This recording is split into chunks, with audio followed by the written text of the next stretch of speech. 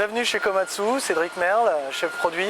Donc là je suis en avant-première pour vous présenter le HM300-3. Principal avec toutes les informations qui seront disponibles. Voilà.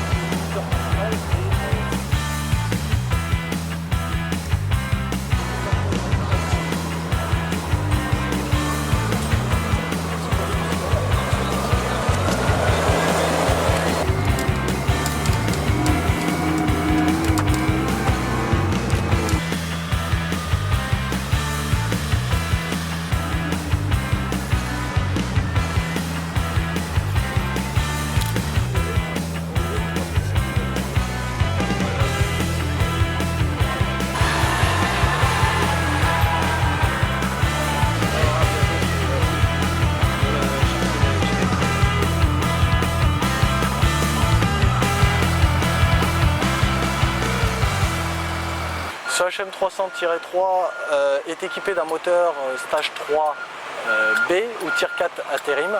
On retrouve en effet une grosse particularité au niveau de la transmission de ce tombereau. La transmission est une transmission TCS, Traction Control System, où là on va retrouver en effet une autonomie pour le chauffeur en termes de franchissement. Tout est automatique pour le franchissement. Nous retrouvons une benne de 17,1 m3. Cette benne a été développée spécialement pour ce HM300-3 avec des vérins monotiges. On retrouve au niveau du tombereau HM300-3 des hydraires pour la partie suspension pour améliorer les vibrations et le confort de l'opérateur. Les ponts sur le HM300, les ponts sont à frein immergé, entièrement hydrauliques. On a aussi une caméra de recul, écran couleur et caméra couleur. Et enfin, on peut voir sur la partie tunnel qui est la pièce maîtresse d'un tombereau articulé, une pièce entièrement moulée pour l'articulation et la rigidité de cette articulation. Je vous parlais d'un stage 3B. En effet, le moteur en étant équipé, on retrouve le système filtre à particules juste derrière moi, juste à ce niveau-ci. Sur ce moteur, et afin d'améliorer les échanges thermiques, nous retrouvons deux radiateurs, deux emplacements de radiateurs. Le premier pour tout ce qu'il y a moteur échange d'eau et la partie à côté qui permet l'échange air-air pour l'admission d'air. Avec deux ventilations et ces ventilateurs sont entièrement réversibles.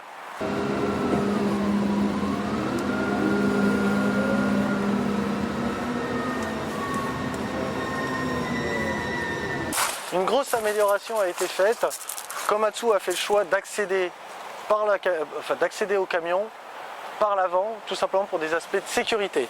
Donc en effet, nous avons plusieurs points pour monter tout en sécurité. Après, nous retrouvons au niveau du camion une garde-corps qui est très importante pour la sécurité des personnes qui interviennent en termes techniques.